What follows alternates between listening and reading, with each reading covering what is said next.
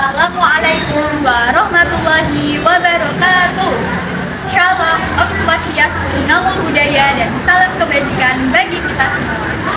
Halo teman-teman, perkenalkan nama saya Andini Francisca, biasa dipanggil Andini, dengan nomor presensi 5 dari kelas 10 AKL 1, sekolah di SMK Negeri 1, Kota Kudus, Jawa Tengah.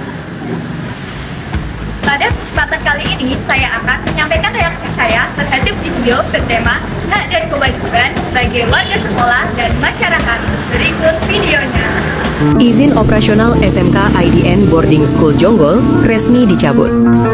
Gubernur Jawa Barat Deddy Mulyadi mencabut izin operasional SMK IDN Boarding School Jonggol melalui SK nomor 188/Kep/17 DPMPTSP /2026 yang terbit pada 19 Januari 2026. Pencabutan izin tersebut diduga berkaitan dengan permasalahan dokumen perizinan sekolah, meski lembaga pendidikan itu sebelumnya telah mengantongi izin operasional sejak 2023. Keputusan ini berdampak pada sekitar 500 siswa, terutama siswa kelas 12, yang tengah bersiap menghadapi kelulusan dan mengikuti seleksi nasional berdasarkan tes, atau SNBT.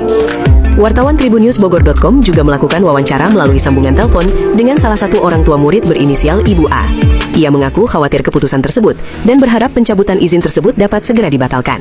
Saya nggak tahu, karena memang saya kan juga benar ngikutin ini dari agak lama ya Mas. Cuma kasusnya begini-begini sampai malah jadi pencabutan itu yang sekolah sampaikan ke kami dan juga komite sampaikan ke kami itu baru ketahuan kalau suratnya itu sudah ada baru disampaikan ke pihak sekolah itu awal Maret gitu, ke pihak sekolah baru awal Maret, dan beberapa hari 2 hari setelah itu baru terinfo ke kami gitu. Harapannya yaitu pencabutan izinnya itu dianulir, karena masalahnya apa, kan cuman administrasi di sekolah ya yang itu bisa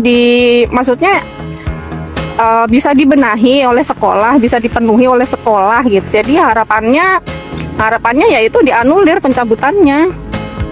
Pencabutan ini juga dengan tiba-tiba gitu kan. Dampaknya kan ya teman-teman kelas 12 ini kan jadi terhambat ya, panik dan dengan proses kelulusannya kenapa nggak ditemuin dulu gitu. Saya nggak tahu ya, dari sepertinya belum ditemuin ya oleh si Pak Gubernur itu gitu.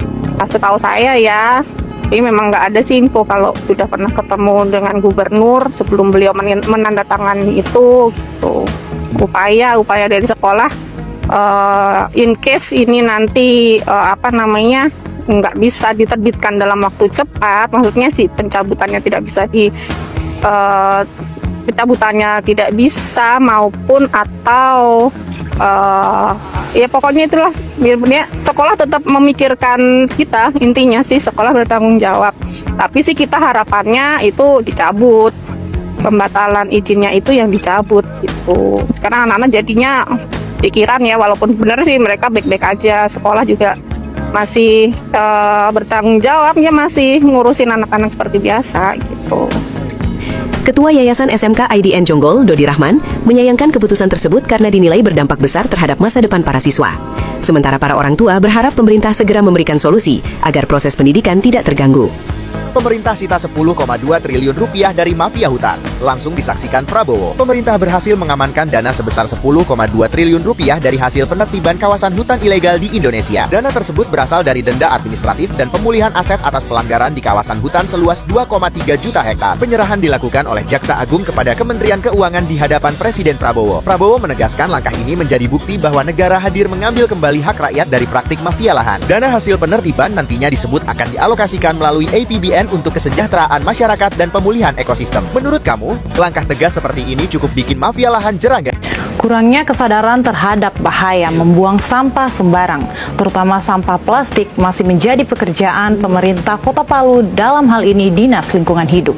Sampah plastik tidak hanya dapat merusak lingkungan, makhluk hidup pun bisa terkena imbasnya. Hal itu disampaikan oleh Sekretaris Dinas Lingkungan Hidup Kota Palu, Ibnu Munsir. Dirinya menjelaskan kesadaran membuang sampah sembarangan masih terjadi pada masyarakat Kota Palu. Sampai saat ini masih ada warga yang membuang sampah bukan pada tempatnya, meskipun di tempat-tempat yang sudah ada papan peringatan. Membuang sampah plastik sembarangan tidak hanya dapat merusak lingkungan, makhluk hidup seperti hewan dan tumbuhan pun bisa terkena imbasnya. Bukan cuma padat karya sih sebenarnya, dengan semua elemen masyarakat, para mahasiswa, kelompok peduli. Kemarin waktu hari lingkungan, beberapa teman kemudian menanam mangrove. Dari mangrove tersebut ternyata kita kelihatan bahwa mangrove yang lebih awal ditanam itu kemudian menjadi lambat berkembangnya karena terlilit oleh sampah plastik. Masyarakat Kota Palu harus dapat menyediakan tempat sampah khusus untuk membedakan sampah organik dan sampah non-organik agar petugas kebersihan dapat lebih mudah memilah sampah yang dibuang ke TPA.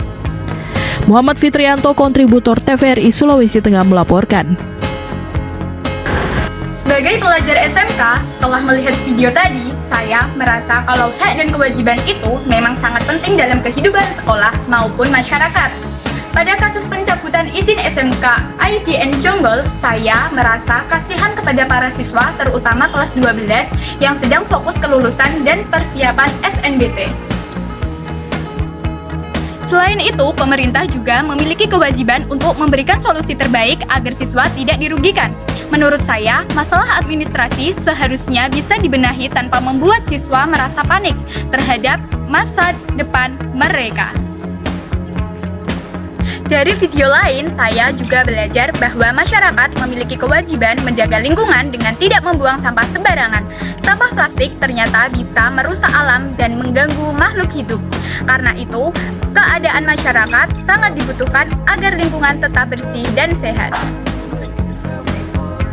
Video-video tersebut membuat saya sadar bahwa hak harus diimbangi dengan kewajiban. Jika semua pihak menjalankan kewajibannya dengan baik, maka hak orang lain juga akan terpenuhi dan kehidupan sekolah maupun masyarakat bisa menjadi lebih baik. Terima kasih sudah menonton. Semoga video ini bisa menambah kesadaran kita untuk lebih peduli terhadap hak dan kewajiban di sekolah maupun masyarakat. Cukup sekian reaksi saya terhadap video tersebut. Kurang lebihnya saya mohon maaf. Wassalamualaikum warahmatullahi wabarakatuh.